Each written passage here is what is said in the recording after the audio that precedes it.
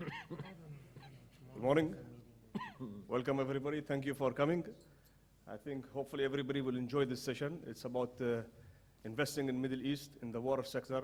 What are the opportunities? What are the challenges? How should an investor and developer identify the risk and evaluate them? I have a very kind of esteemed colleagues here sitting on my left. Everybody brings different sort of experiences, and I think we will be we'll be glad and benefit a lot from them. I'll give a quick introduction about myself and the company, and then I'll give an opportunity to my colleagues to introduce about themselves and what exactly they do. So actually my background, I'm part of the Sovereign Wealth Fund, and I've been investing in different sectors, focusing on private investments and M&A. And part of my scope also, I serve in boards of a lot of companies from Asia, Middle East, and also some of the European countries as well. And one of the sectors that we identified as a sustainable opportunity to invest in is the utilities sector. And when we identified the opportunities, we came across a company called Utico. I think most of you know what is Utico. It's the largest utilities provider in UAE. It's an integrated kind of company where we produce power as well as water.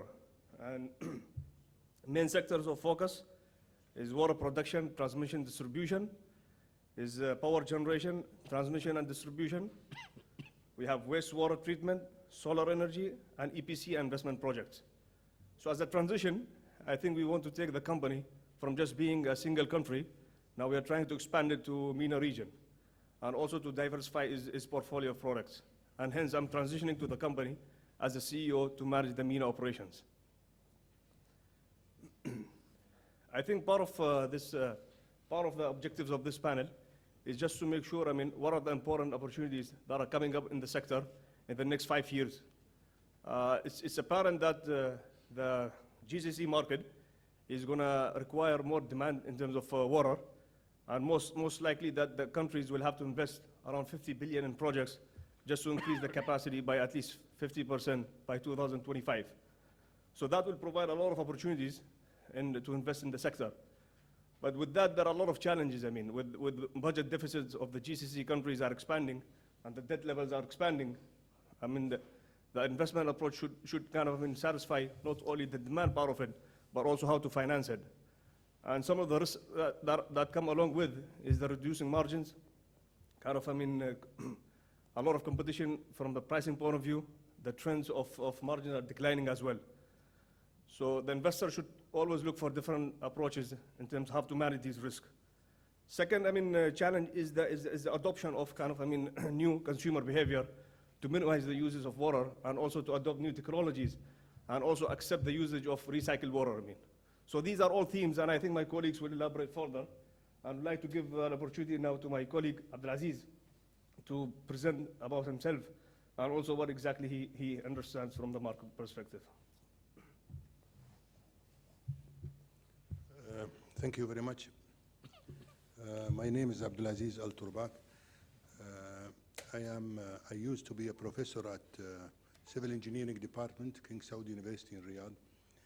I graduated with PhD from Colorado State University in the US in hydrology and water resources.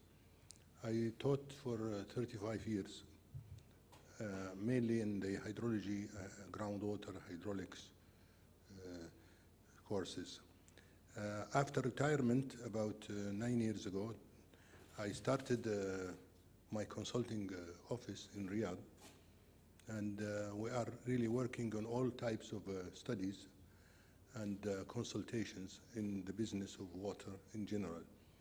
We have a good, our office has achieved a lot, more than 45 studies, and we work as consultant to the municipality of Riyadh.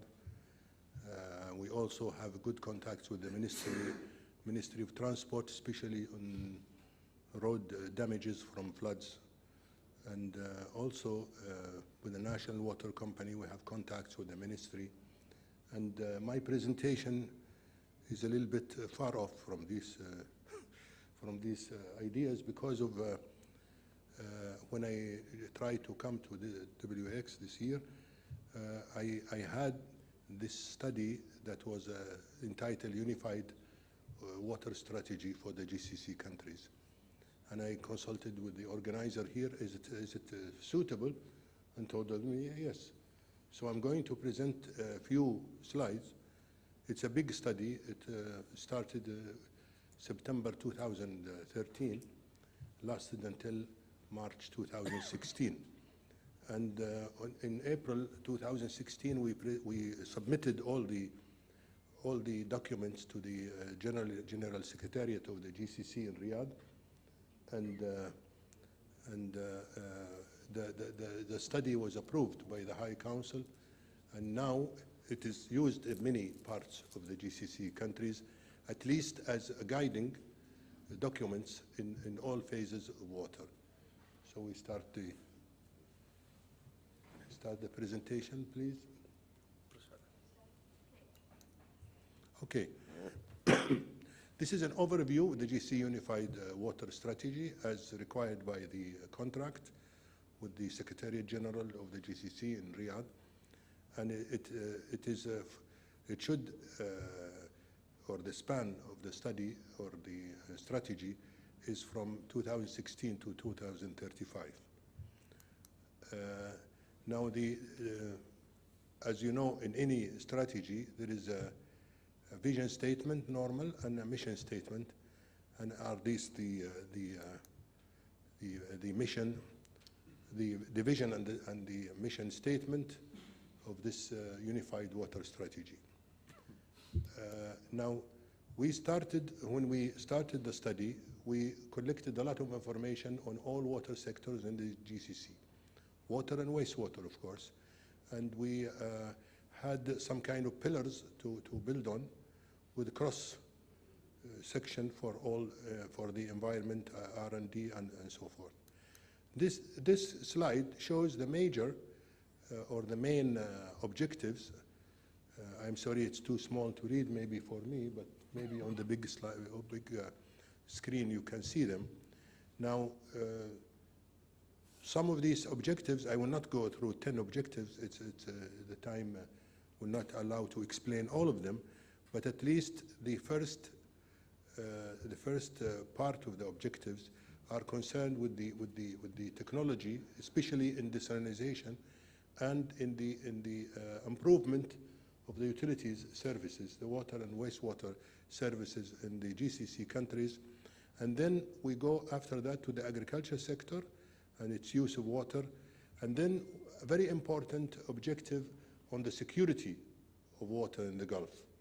And this, of course, all these objectives with the programs and with the quick wins and everything is explained in a very large documents. This is only, I'm just giving the major objectives. Another, of course, after the security thing, we also included major other objectives concerning governance, awareness, and economic and financial even problems.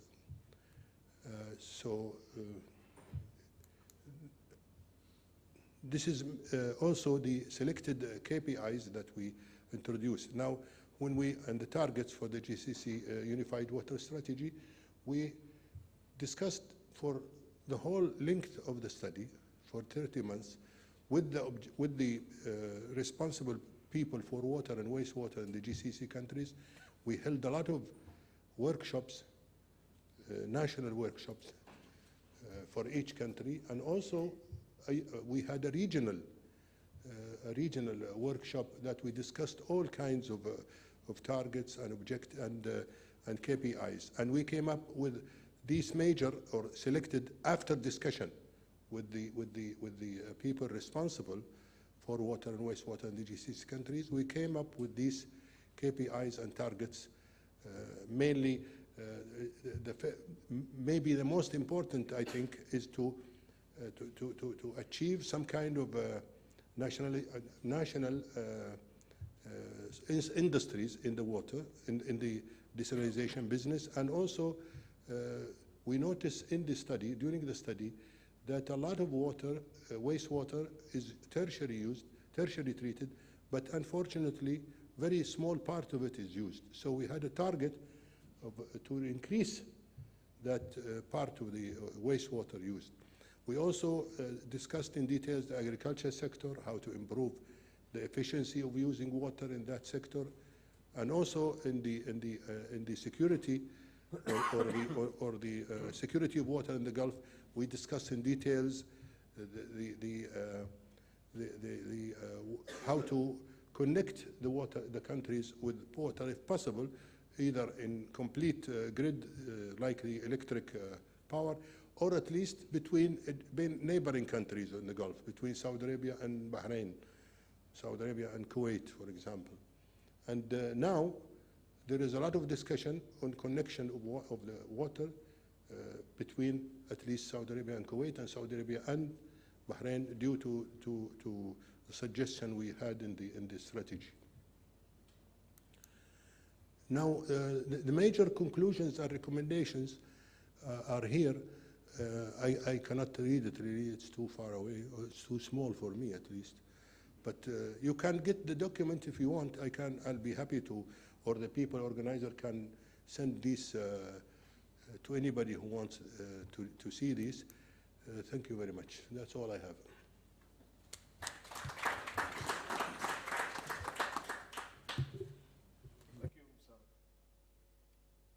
Thank you, Mr. Abdulaziz.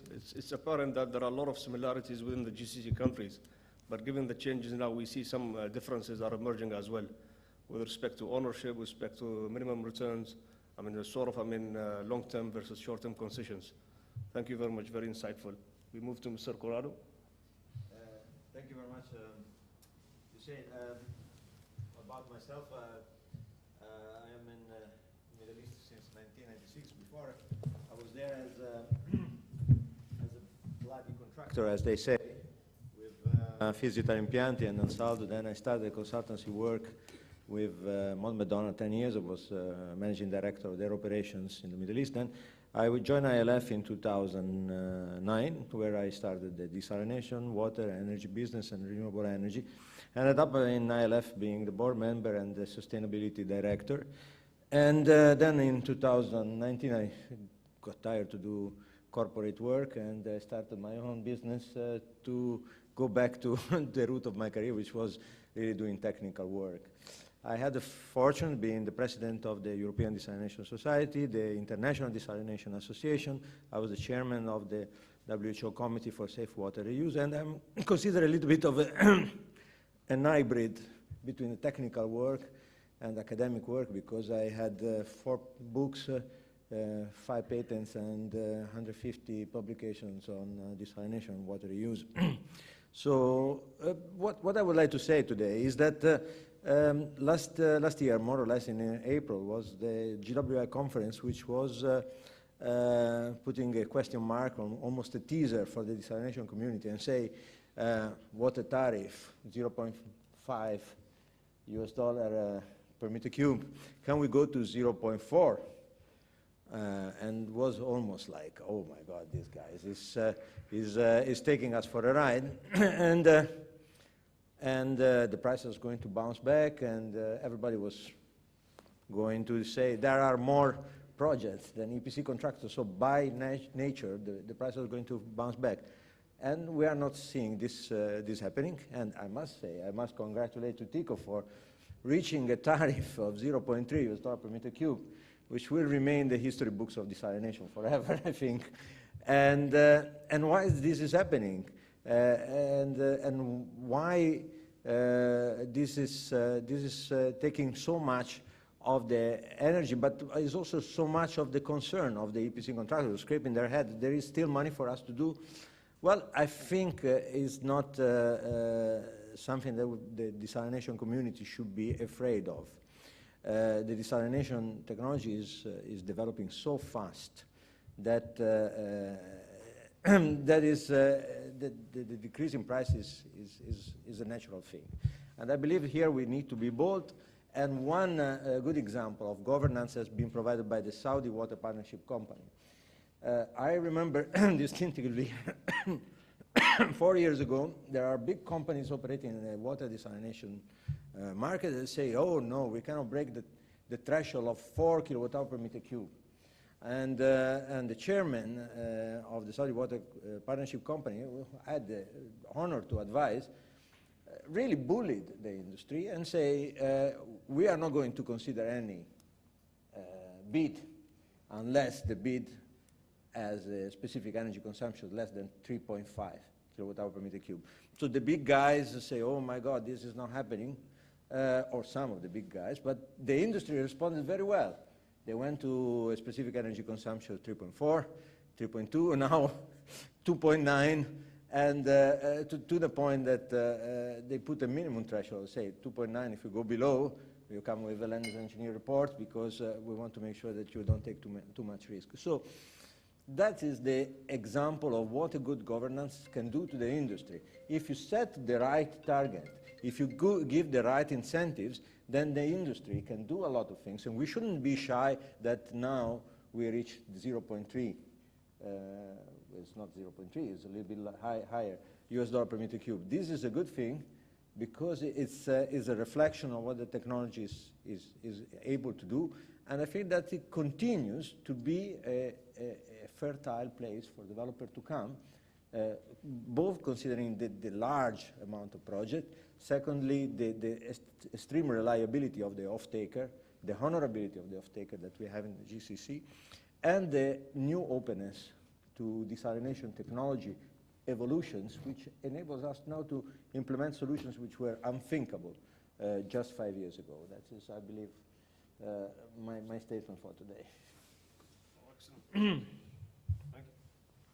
Thank you very much, Mr. Corrado. I mean, I think you said it rightly. I mean, now we harness the benefit of technology and innovation, and it's the right time where the governments are seeing the benefit of that in terms of reduced tariffs.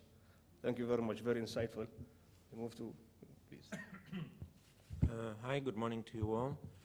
I would like to thank Mark for the invitation. I don't have any slide presentation ready, as this was a last-minute invite, but I will seize the opportunity to present to you NEOM project, which is one of the Vision 2030 of Saudi Arabia giga projects.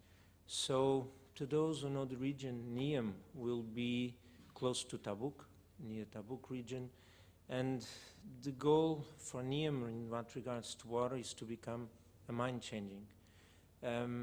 We are focused on fully renewable and sustainable solutions. We have a target and the goal to evaluate deeply zero leakage discharge, and to progress with this, what we are promoting is something that we call the Experience Center or the Innovation Hub, where we invite solution providers and companies to present their technologies and for us to evaluate and to see what are the outcomes of these new outbreaks and these new solutions, just in order to achieve the main goal of sustainability. So this project has just started. We have reached out to some of the companies here present. Some of them are already aware of this, but I'm fully available for your questions to answer and to further give you more details about this. One other major point of concern for us is precisely water governance, and try to enhance and protect the groundwater. So the aquifer in that region is also shared. It's very important for Tabuk, but it's also shared with Jordan, and it's in a depleted state, and so it's something that we also need to look and plan in our strategy on how we are going to enhance it, protect it, and somehow recharge it and try to raise water table levels. So we are a 2-year project. NEOM has been implemented in 2018. We are starting, our plans are undergoing, and as I said, it will be a pleasure to give you more insights. Thank you. Great, thank you very much. I mean, I think NEOM is a very important project, I mean, as part of Saudi's diversification. And I think you guys are playing an important role. So continue on that. Thank you. Mr. Abdulaziz. Walid, sorry. Thank you, everybody, and good morning. My name is Walid Madwar, working in Metito. Metito is a water treatment company, specialized water, wastewater, desalination, in Middle East and Africa. We have about over 3,000 people working, and we cover the emerging market from Indonesia, China, India, and the Middle East and Sub-Sahara area. I've been involved in the PPP projects for the past 15 years. I had experience in the working in the West in hydrogen. I had experience in EPC in the water, wastewater, so kind of collecting different field of experience in the water business. I want to share some of my thoughts. That is, I built it through the years, and looking into PPP business in Middle East and Sub-Sahara and Africa, it's not easy. It's one of the toughest line of business under PPP because the affordability is not there, because the bankability is not there. And in power, in mining, and airports, it's easier to do PPP. To structure PPP projects, regardless of the size, is difficult. We've been lucky. We've been awarded, signed, and about to commission a plant in Rwanda. It's the first PPP in Sub-Sahara Africa, and we got like 5 awards last year or 2 years ago. And the reason it's not the size of it, it's just how we can manage that, how we can do the structure. We had to deal with 13 different government stakeholders to get this project done in Africa. So I'm sure you're smiling, you know what I mean. It's not easy. It's not easy to deal with all of these kind of stakeholders. It requires maybe detailed session. But looking back and try to see what is the opportunities, and sometimes you need to see the old regime, old style of the EPC. They want to keep the maintained the same way. No political vision, no political stability to bring the investors. All of that is serious issues. But when this is overcome, PPP for me stands, and I heard it many times, and I believe in it, is planning, planning, planning. Okay, it's not public-private partnership as well. And if I see the client, the end user, not engaging proper advisors, I see the project going nowhere. Once they have a proper advisors, the relationship is balanced between the developer and between the off-taker. It is 25 years relationship. Anything could happen. It's a marriage. Imagine you're going to put all of the issues of the marriage in one document. What you can think could happen 25 years. So it has to be balanced. So, and I've seen it now in Saudi Arabia. It's very balanced. Yeah, I didn't like this term. I didn't like this. He liked that. At the end, at the package, it's good. Okay. I wish I could have one more project in Dammam. First ISTP in Saudi. But at the end of the day, that's the thing. Once it is balanced, the scope and obligation of each party is clear. And that's very, very important. Now, in SWPC, let's say for Saudi, or let's say in Rwanda, we don't deal with the water authority itself. We deal with the investment arm that they speak the same language, the lender language, because you need the lenders to come in with certain conditions to make the project bankable. So sometimes if you talk with the water authorities specifically in these kind of areas, they're not really into understanding the magnitude of the requirements for the 25 years and the lender's requirements and the investment and the developer's requirements. So it has to be an advisor team from the client side trying to promote the whole PPP in front of the developers, and we have our own advisors, and then we can talk on the financial, legal structure, and technical as well. So it is very important element to have a successful PPP. Now, where is that in the Middle East? Where we can find that in the Middle East? It is happening now in some areas. It will happen in North Africa. There was uprising, and there was financial issues, political instability, but it's overcoming now. Yes, of course, country like Libya, for example, is still not yet, of course. it affected Egypt in a certain level. It affected a lot Tunisia and Algeria. But there is no way out these days but to privatize the sector. And when you privatize the sectors and the off-takers becomes a private state-owned company, not ministry, lenders will have more appetite to come in. Lenders would like to see that this entity has a balance sheet at the end of the day. There is a check and balance, there is loss, there is profit, there is something KPI to be measured. When lenders comes in and want to talk with the Ministry of Water in any countries, they don't like to deal with that. They like private sector or state-owned company to come in. So all of these things, it requires a lot of planning. And when it is there, it's going to happen, it's going to excel. In Rwanda, we worked on a project. We signed, 2014 we bid, 2015 we signed the contract. IFC was a transaction advisor. Then during inauguration and this partying and so on, I met with IFC employees in Rwanda, and they were trying to privatize the water and the power sector from 2008 to 2013. So it took them all of this time to get ready and launch projects. Now, there is 8 projects executed in a small country that just came out from genocide, okay? 8 projects in the water, power sector, transportation, and port, dry port. This wouldn't happen unless the proper vision and, of the PPP, the planning to move on, to create this, the framework, and to privatize. It took a lot of 5 years that we don't know about.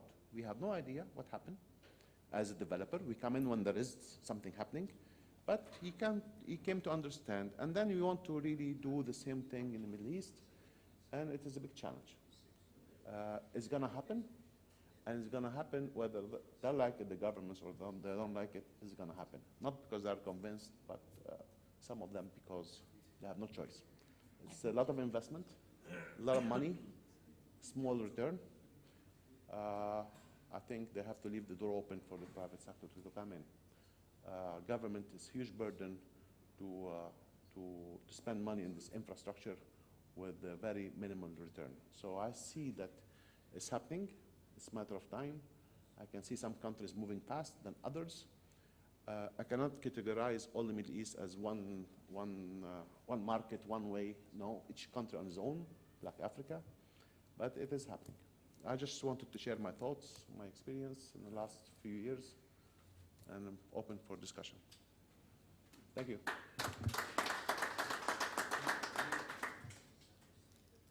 Thank you, very insightful. If you have any questions from the audience or the panel, please feel free. The question I have relates to... The question I have relates to Professor Alturbak's list of potential objectives from his study, and that is the 250 litres per capita per day, which is the objective in terms of consumption. And when Corrado spoke earlier about the objectives in terms of price per cubic metre, energy per cubic metre, but if you overlay over all of that, the consumption of individuals at 250 litres per capita per day, to me, that's still a very high number. Is there the opportunity to pursue the reduction in that number? I believe there is, but I'm not sure there has been the intent to try to achieve a much lower figure than that. Many other countries manage very easily on numbers much less than that. Thank you. Okay. Thank you. Actually, during the discussion, during the period of making the strategy, we discussed first with the water authorities in all GCC on different things, and one of them is the water consumption, of course. And we know that in 2 countries at least, there was a lot of objection to when we discussed in the workshop in Kuwait, for example. There was a lot of objection to lowering even to this level, While in Saudi Arabia, for example, the ministry or the people that we're dealing with in the national workshop on the strategy in Saudi Arabia, they were going further down to 170 or 190, I don't remember, liter per second per person per day. The problem is we had to really be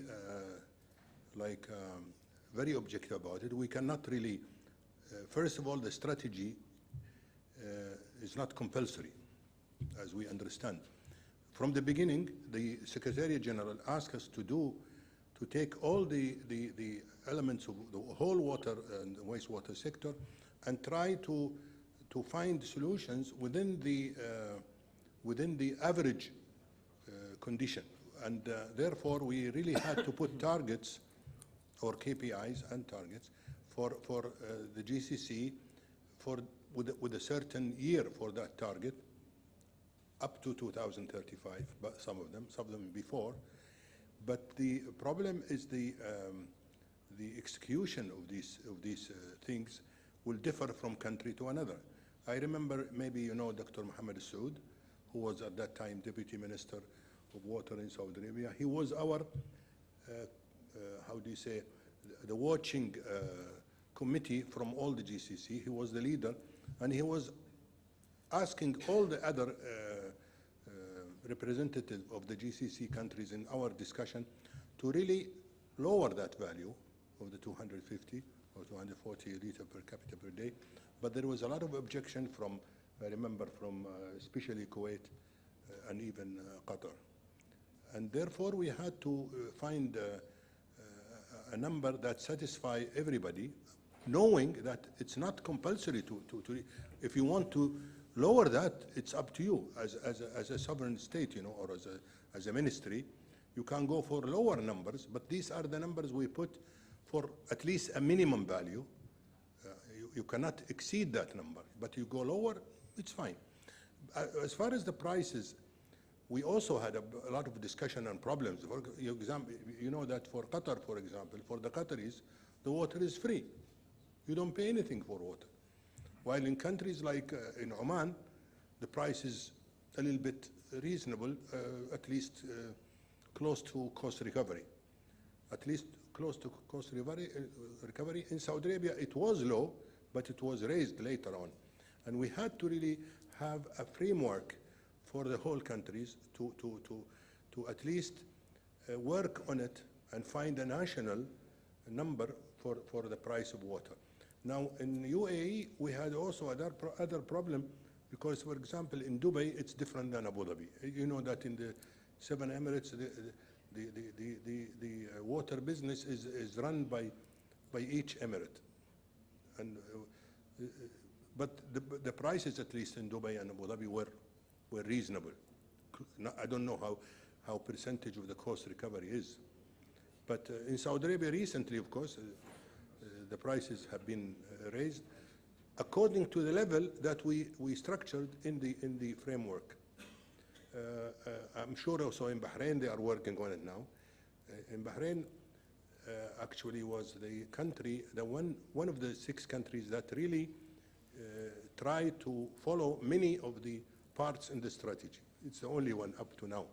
We are hoping other countries will follow in many aspects of the strategy.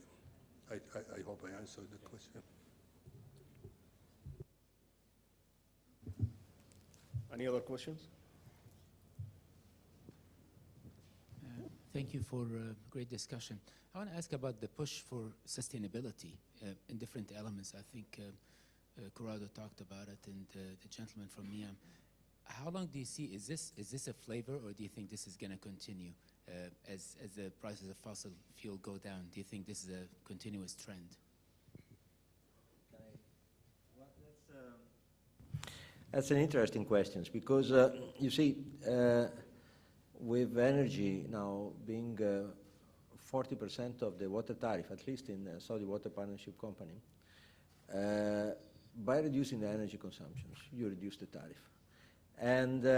And so that is the idea of really good governance. Set the right targets for energy, set up the right price, and you get the right incentive to move the tariff towards a more sustainable one. The case of Dubai is slightly different because there is a low price for energy, which is 9 fields, but this low price has been set because there is an excess availability of energy from PV. So the harmonizations of the solar PV with desalination, this is another avenue which can further lower the price of energy, because there will be some cases where you have extra energy from PV plants, then the plant can consume. So the energy price should be negative, because you would have to pay developers for having the energy set. So I do not believe that the sustainability is going to be a flavor of the moment. It's going to be a way to make also tariff more sustainable, and in the long terms, and more resilient in the long terms. Think of what's happening for the power sector, for instance.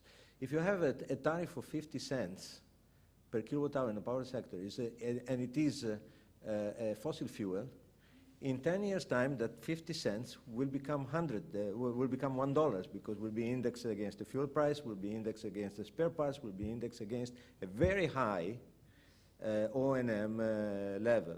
If you have a solar PV, the indexation is basically zero. It's only that you pay the degradation. So the tariff that you have, 50 cents, will be the same tariff that you have in 20 years' time. So that is an idea of introducing resilience of these things. And if I can make a comment about this what has been said, that is in my opinion, is a big mistake we are doing, always trying to find a consensus. Government try to find a consensus with developers of finding consensus. Imagine what happened if Galileo would try to find a consensus with the church about the centricity of the Earth in the universe. There's no consensus. When something is right, you have to pursue it. And that's why I believe that if you want to set the right target for the per capita consumption, this has to be set. The same things has happened, again, I repeat it, with Saudi Water Partnership Company. This was a disruptive decision. He didn't look for, Mr. Khaled Al-Quraishi didn't look for consensus from the industry. He set 3.5. And that was a disruptive decision, and the industry followed through. That was a breakthrough decision. So I believe that we have to be courageous sometimes, and if we believe in something, we don't have to look for consensus, but just push the idea through.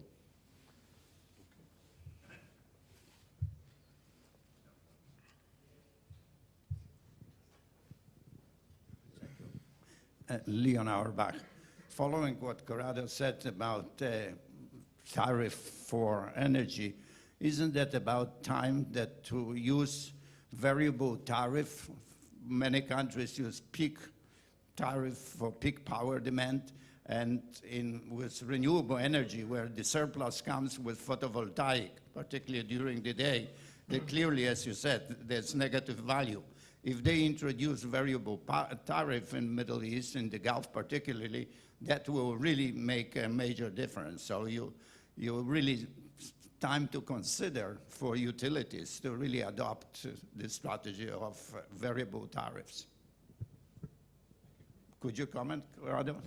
I believe that is very true. That is a new concept of considering desalination plants, not as a utility, but as a buffer, as an absorber of energy from renewable sources. So when you have extra energy, you use this, the desalination plants and the reverse osmosis as an energy sink to produce water. You need, obviously, to have storage.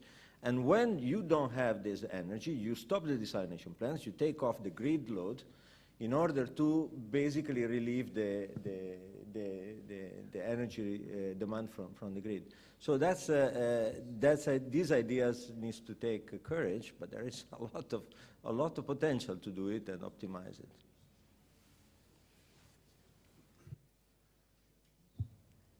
Any more questions? Yes. Could I ask about the NEOM project and the structure and organisation? Sorry, thank you. Could I ask about the NEOM project and the structure and organisation, and how that is intended to be managed, and the process and the programme delivered? Could you say a little bit more about that, please? Yes. So NEOM has 16 strategical sectors. Water and energy are one of those. Health, tourism, industry, livability. So each sector has been developing and planning its own development strategy. And the rollout is being planned. We are currently under the master plan phase. Regarding water and energy, the strategy is to be fully renewable and to promote sustainability. So for energy, our colleagues are looking into what type of renewable sources, how we are going to storage energy between peak times and low times, how we are going to comply with the demand we are estimating. And regarding water, what we are looking for is fully self-sustained solutions, okay, that can work with this philosophy. We know it's a breakthrough, we know it's something that we are testing already, and to the risk that is inherent to all this, that's why we are developing and we are promoting the Experience Center and the Experience Hub, so that we can find solutions that can be implemented on a sustainable way and that can, how can I say this, be rolled out. Okay, we are aware that it's new, but if it is new, it is also under our DNA. So let's test it, let's bring it to the field, let's bring it live, let's see how it performs, and through that, how we can plan it for the next years. Okay. Also regarding the sectors, each of the sectors also has an intrinsic objective, that is to be an internal partnership with the Saudi. With other Saudi companies. So NEOM has the goal to become, to promote innovation.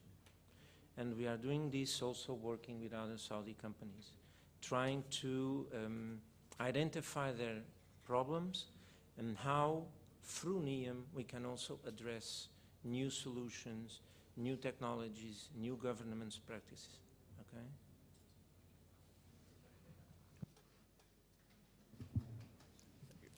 Any more questions? If no, then probably I'll wrap it up by final question, probably to Mr. Walid. I think with the single-digit returns, what are the top risk factors that you see, and to what extent these are priced in the returns? This is not an easy answer. It's an easy question, I would say. Definitely it is a package, it's a bundle. Payment guarantees, I would say it is the most essential. Currency protection as well. These are the major ticket items. The termination, usually it is events and the occurrence unlikely to happen, and what are the reasons, and the force majeure. All of that has to be really studied carefully. Risk has to be really allocated and very firmly. No vague thing, you know. It has to be really clear. So the market drive decide as well what sort of returns you will need. You know, people tend to think, oh, Africa, we have to go high. You know, not really, but that's how you know. You have just several variables. I wouldn't say like one or two things like that, but risk allocation, usually that's the most important part that you have to think of. Okay, so I'm not sure if I answered the question properly or not. Thank you. Okay, thanks.